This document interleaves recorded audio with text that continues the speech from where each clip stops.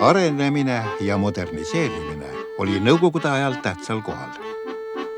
Iga kodanik pidi endale saama kõigi mugavustega standardse ja funktsionaalse eluaseme.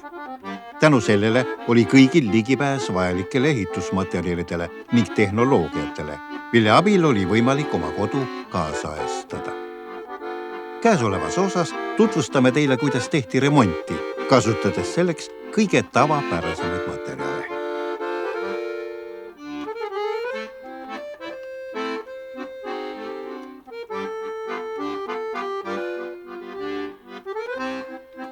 Seinad. Ühed kõige olulisemad elemendid igas kodus. Oma kodule uue näo andmiseks piisab sellest, kui panna seina uus kiht tapeeti.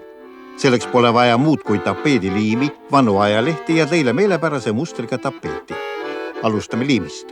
Kui tapeediliim ei ole kaubandusvõrgus parasjagu saadaval, võite seda ise kodus kartulitärklisest valmistada. Segage lihtsalt tärklis külma veega kuumal pliidil korralikult läbi. Kui ka tärklist pole poes saada, valmistage see enne tööde algust liivitud kartulitest. Ja et liim veelgi tugevam saaks, lisage sinna pisut kondiliimi. Ja liim ongi valmis. Nüüd on aeg ajalehtede jaoks.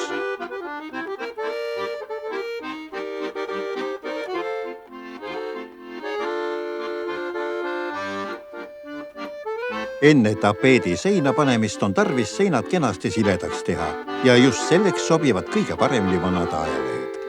Pealegi, kui liimida tapeet otse krohvitud seinale, võib see pärast kuivamist kergesti maha kooruda. Lisaks sellele pakub iga seinale kleebitud ajalehtede kiht lisasoojustust ning nii saab sooja kadusid vähendada.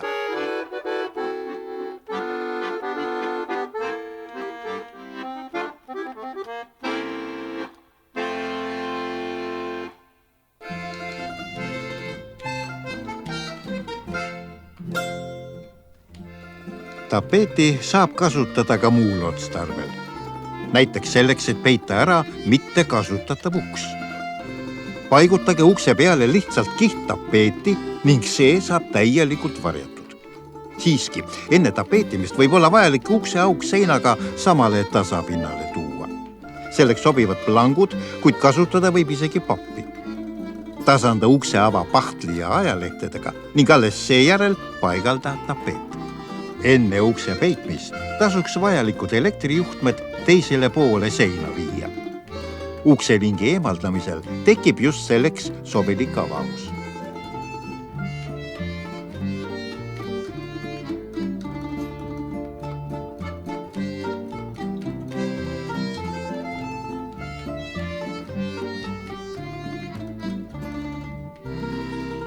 Kõige elegantsemaks kaabelduseks kasutage kuulojuhet. Kuulo kummeeritud elektrijuhtmed on kaetud piki valsitud õhukese metallkestaga. Kuulojuhtmed võib paigutada seinale katmata kujul. Neid võib üle värvida, aga ka peita krohvi alla. Valgustite ja lülitite jaoks kasutage selleks otstarbeks valmistatud harukarpe ja seinakontakte. Valida saab nii lehtmetallist kui ka portselanist valmistatud toodete vahel. Kuulojuhet on võimalik hankida enamikest hästi varustatud ehituspoodidest.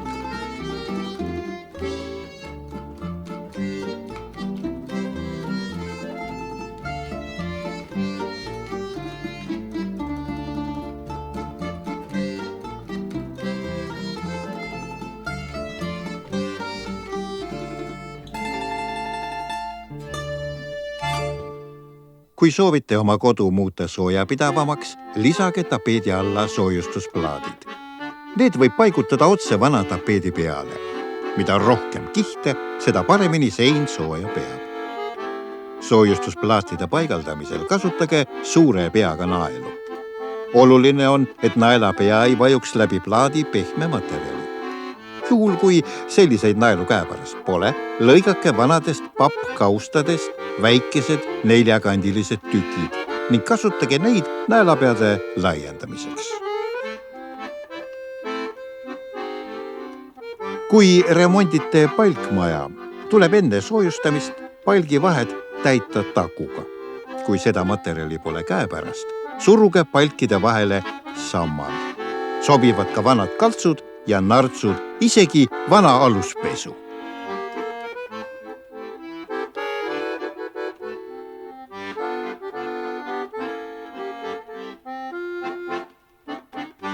Põrand. Kõige otstarbekam ja moekam materjal teie põranda jaoks on Soome papp. Muutke oma eluase hubaseks koduks. Kui teil on laudpõrand ja te olete tüdinud põrandalaudade vahele kogunevast tolmust ja mustusest ning veelgi enam, te soovite oma kodule anda värske ja kaasaegse ilme, siis pole midagi lihtsamat. Paigaldage laudpõrandale Soome papp. Põrandalauad kipuvad pärast paigaldamist alailma kokku kuivama. Need kuluvad kiiresti ning iga sälk ja kriim riibab silma. Kõik need konarused muudavad kodukoristamise tõeliseks katsumuseks. Esmalt tuleb papp õige suurusega plaatideks lõigata. Seejärel need maha laotada ning naeltega kinni lüüa. Kõige paremaid tulemusi annab see, kui papiservad korralikult põranda külge naelutada. Nii püsib papp kindlalt põranda küljes kinni. Naelad on üks kõige olulisematest abivahenditest igasuguse remondi puhul. Nendega ei maksa konerdada. Papi kinnitamisel pole tarvis muretseda sellepärast, et naelad võivad rikkuda põrandalauad. Soome papp peab vastu terve teie eluaja ja te ei pea kunagi enam neid põrandalaudu nägema. Viimase lihvi teie uuele põrandale annab värv. Valige hoolikalt just see värvitoon, mis on kooskõlas nii tapeedi kui ka ülejäänud sisekujundusega. Juhul, kui teile meelepärast värvitooni ei ole parasjagu poes saadaval, ei ole vaja muretseda, kuna kõike on alati võimalik üle värvida.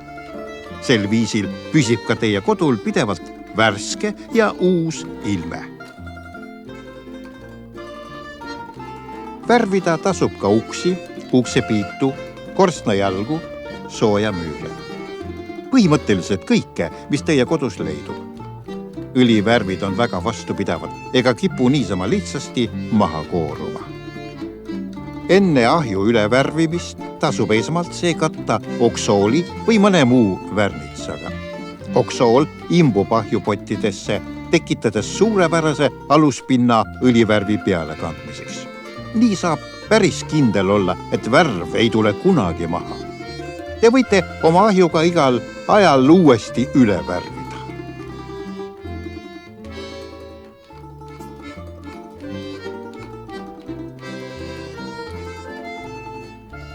Järgmises osas välisremont. Kui teie maja on saanud pommikahjustusi ja katus vajab parandamist, võib paigata vaid viga saanud katuse osa. Katuseremondi läbiviimiseks võib olla vajalik kooskõlastus kohalikult täitevkomiteelt. Sageli saab Eternit plaate osta üksnes vastava kooskõlastuse olemasolul.